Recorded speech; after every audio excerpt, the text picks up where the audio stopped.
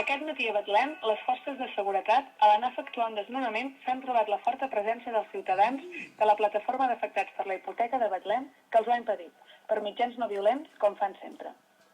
Es dona el cas que, sense saber molt com ha anat, els membres d'aquesta plataforma no només han impedit el desnonament, sinó que arribaven al domicili amb algun obsequi o menjar per la família. La família, que havia de ser desnonada, és una família d'immigrants sense papers, que aquesta matinada ha tingut el part de l'infant a casa seva. Les disposicions de no atendre els sense papers els ha portat a aquest extrem. Segons un dels metges i les infermeres del col·lectiu Jo sí que els atenc, que els ha ajudat al part, sembla que tant la mare com el fill estan bé de salut.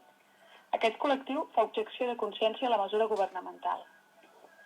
Entre els cossos de seguretat, al conèixer els detalls de la notícia i al veure la resposta popular, s'ha donat la circumstància que molts s'han negat a obeir l'ordre de desnonament. Els cossos de seguretat, que lluïen els nous uniformes amb el número identificatiu ben clar a l'esquena, ja no usaven per primer cop les bales de goma en aquest operatiu. Aquesta negativa ha obligat a posposar sine die el desnonament. Els Reis, en conèixer la notícia, s'han interessat per la situació i no es descarta que a començaments de gener els facin una visita. Laia Nadal, carrer de la Cova, TV Betlem.